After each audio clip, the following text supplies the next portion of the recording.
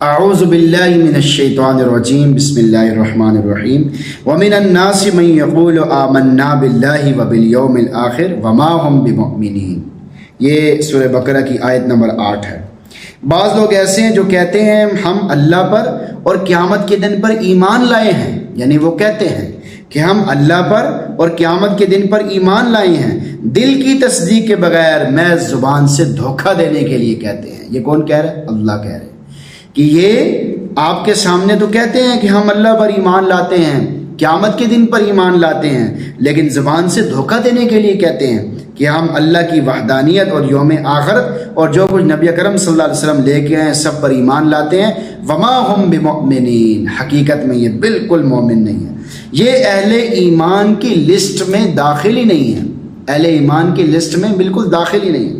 یہاں اللہ رب العزت نے منافقین سے ایمان کی نفی کرنے کی بجائے خود ان کی ذات کو ہی اہل ایمان کی لسٹ سے نکال دیا، اس لیے کہ اس میں زیادہ مبالغہ اور زور ہے کہ یہ بالکل ایمان والے ہیں ہی نہیں، ذرہ برابر بھی ان کے دل میں ایمان نہیں، رائی کے دانے کے برابر بھی ان کے دل میں ایمان نہیں، اور دعویٰ ایمان کا ہے۔ منافقت کا مطلب کیا ہے؟ منافقت کا مطلب یہ ہے کہ انسان اظہار تو بلائی کا کرتا پھرے اور اندر شر کو چھپائے رکھے۔ نفاق کی دو قسمیں، ایک یہ ہے کہ اعتقادی، انسان اظہار تو ایمان اور مسلمان ہونے کا کرے مگر اندر اندر کفر کو چھپائے رکھے، اس کی سزا ہمیشہ ہمیشہ کی جہنم ہے۔ اور دوسرا ہے نفاق عملی، اس میں اللہ معاف فرمائے آج اکثر اس میں مبتلا ہیں۔ آیت کا پیغام آپ کے نام، اللہ رب العزت سے پناہ مانگیں، اللہ رب العزت سے منافقت سے پناہ مانگنی چاہیے کہ وہ ہر قسم کی منافقت سے محفوظ رکھے۔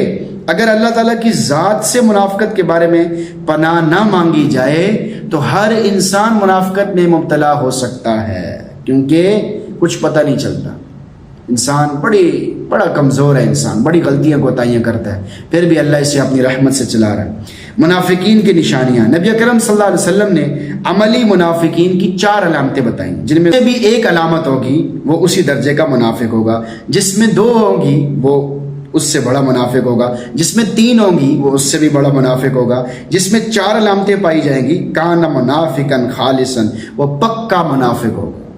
وہ علامتیں کیا ہیں؟ اذا اؤتمن خان واذا حدث کذب واذا عاہد غدر واذا خاصم فجر، جب اس کے پاس امانت رکھی جاتی ہے تو خیانت کرتا ہے، جب بات کرتا ہے تو جھوٹ بولتا ہے، جب معاہدہ کرتا ہے تو غداری کرتا ہے، جب کسی سے جھگڑا کرتا ہے تو گالیاں دیتا ہے۔ کوشش کرنی چاہیے آدمی کو جتنا مرضی غصہ آئے، جتنا مرضی آپس میں گڑبڑ ہو، گالیاں نہ دے، کیونکہ حدیث میں آیا ہے کہ جب آدمی جھگڑا کرتا ہے پھر گالیاں دیتا ہے وہ منافق ہے۔ اللہ تعالیٰ ہم سب کی حفاظت کرے۔ دوسری روایت میں یہ بھی الفاظ ہیں ان صام و صلی و زعم انہ مسلم، بے شک وہ نمازیں پڑھتا رہے، بے شک وہ روزے رکھتا رہے، اور بے شک وہ سمجھتا رہے کہ وہ مسلمان ہے، پھر بھی وہ منافق ہے۔ ہمیں خالص ذہن ہو کر سوچنا چاہیے کہ ہمارے اندر تو منافقوں کی علامات میں سے کوئی علامت تو نہیں، اگر کوئی بھی علامت ہے تو بڑی فکر کی ضرورت ہے، اسے فوری نکالنے کی کوشش کریں، ورنہ اللہ رب العزت کی ناراضگی کی فکر کریں کہ اس علامت کی وجہ سے کہیں اللہ ناراض نہ ہو جائے۔ خرد نے کہہ بھی دیا لا الہ تو کیا حاصل، دل و نگاہ مسلمان نہیں تو کچھ بھی نہیں۔ اگر آپ کا دل اور نگاہ مسلمان نہیں ہے تو آپ کچھ بھی نہیں ہیں، اگر آپ کے ایمان کی پاور نہیں ہے، اگر آپ گناہوں سے اور برے کاموں سے اور منافقین کی نشانیوں سے نہیں بچیں گے تو آپ کے ایمان کے اندر پاور نہیں ہوگی، آپ کے ایمان کے اندر مضبوطی نہیں ہوگی۔ اللہ تعالیٰ ہم سب کے ایمان کو مضبوط سے مضبوط بنا دے۔